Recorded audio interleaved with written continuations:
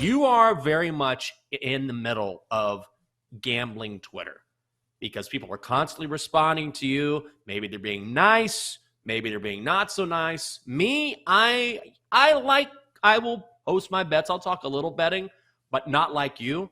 And so normally what I get in my DMs or in my responses are, hey, Jinx, have you seen this video? Or on Instagram, dude, this is hilarious. Check this out. I thought you'd like this. Once in a while, someone will say, nice call last night. I was tailing you and I won some money. That's from time to time. But for the most part, it's check this out. I thought you would find this funny. Did you hear the McRib is coming back? That's pretty much it for me. I feel like you're in a very different Twitter world than I'm in. But I also put a lot more out there. Like, I put out questions that I want answers to. Like, isn't that the point? Is I'm trying to start a conversation. And the problem with people on Twitter is, like, if you don't include every single factor in one tweet, they're like, well, you didn't see this factor. I'm like, yeah, but there's only so many characters that you can put in one tweet. Right. So the question I was kind of referring to was yesterday. We were talking about the Celtics only being plus 220 to win the series as well. We have all heard the stat of 0 teams in NBA history going on to win the series after trailing 0 games to 3, which is how the Celtics started. So you look over the history of the NBA, what is that, 150 times? That's a pretty damning trend. So we know that every series has its own set of probabilities, but still, plus 220 to win all of these games, it seemed a little disrespectful to the Heat. And of course, all of my mentions were, well, this is not how sports betting works. This is why, casinos are these huge buildings in the desert based on idiot money like yours. And I was like, I'm not saying that you take the Heat minus 275. I'm just saying if you like the Celtics, there are probably other bets to place as opposed to just 2-1, basically, for them to have this historic run where they make this epic comeback. So what I could have said if it was, a full page was, there are more things built into this than just the eye test. And we know this. And we used to have Jason Scott, VP of Trading for BetMGM, come on the show during football season. I'm sure he'll be back during football season. But this is a question that would be great for him because there are other things that go into it. Number one, if you parlay all of these games, like the individual game prices, the Celtics are going to be huge favorites in all of these games just based on the metrics alone. They were a great regular season team, especially when you take those games at home. So it's based on metrics, it's based on numbers, and also maybe the books trying to limit some of their exposure, I guess, because I feel like they probably lost some money by the Heat winning all of these games. So all of those things are baked into the price. It is much more complicated than just like, oh, what are they doing this for? I get it. I get why the number is where it is, but still, based on the eye test, it seems very short.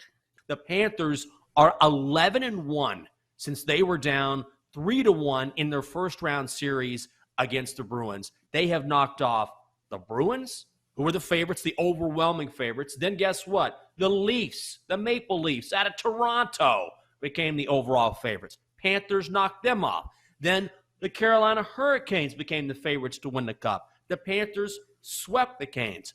They're playing for the Cup for the first time in 27 years.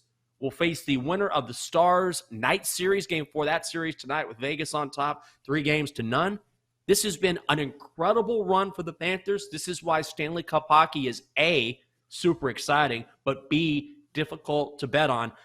I don't know if you believe in teams of destiny, but if there is one right now in the Stanley Cup playoffs, it is the Florida Panthers. This has been a tremendous run. Tremendous. It feels like we see this a lot in the postseason across the entire sports world. There is a team that catches fire at just the right moment and goes on this crazy run. Even if the talent is not there, even if it's a team that didn't look that great in the regular season. Look at the Miami Heat right now in the Eastern Conference Finals against the Celtics. Oh, yeah, a team from South Florida as well. Do you think this happens more often in hockey, though? Because I feel like we have heard this exact story before when it comes to hockey. And, I'm not even a hockey person, but I remember the run that the St. Louis Blues had where they fired their coach mid-season and went on to win a Stanley Cup. Is it something about the game of hockey where the puck luck or whatever and how, teams can build off this momentum. Do you think this happens more in hockey, or do you think it's about the same in every sport? I absolutely think it happens in hockey. It's been pretty well documented that the best team in the regular season, which wins the President's Trophy, rarely goes on to win the Stanley Cup. Playoff hockey is just different. In the NFL, we really don't see this, where if you have a great regular season, you're the best team in the regular season, oftentimes you go on to win the Super Bowl or at least get close. Or come close. Yeah, exactly. So here in the NHL, yeah, sure, it does happen from time to time, but it's more of a rarity. It's more of an anomaly than it is a regularity. So there's just something about Stanley Cup hockey where just because you blow through the regular season, and trust me, here in DC, with my Caps, we experience this time and time and time again. I don't know how many President's Trophies that this team won before they finally broke through and won a cup. But every year it was best team in the regular season, best team in the regular season, best team in the regular season, ousted, ousted, ousted. Happens all the time.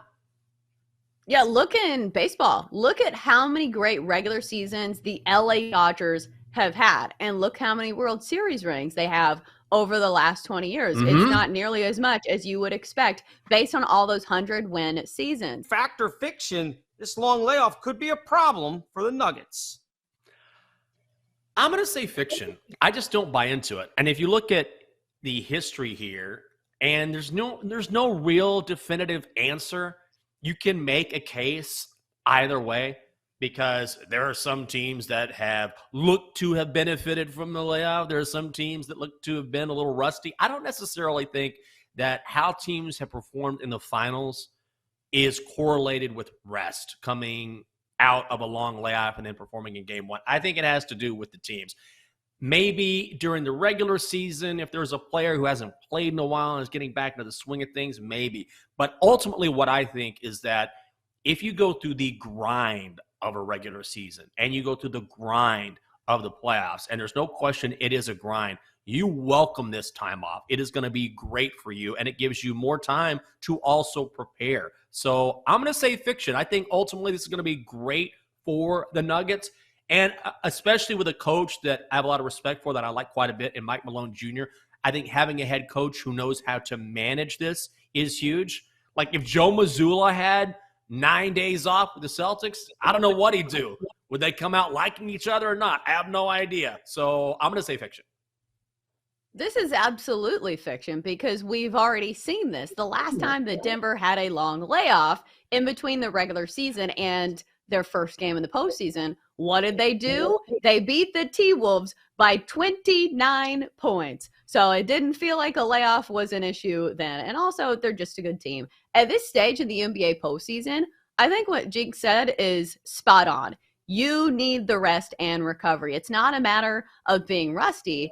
This is much needed rest for a team that's already gone through a grind of a postseason. It's almost like its own little season. So I think rest is a good thing for any team. And I, for one, am not worried about the rust factor when it comes to the Denver Nuggets. We're having a 1-year trial of this new fair catch rule. Under the new rules, kick returners can signal for a fair catch anywhere inside their own 25-yard line, and it results in a touchback that starts the ensuing possession at the 25. Do you think this is a good rule? Because I think if it's something that's going to limit concussions, I have no choice but to say, okay, I get where you're coming from.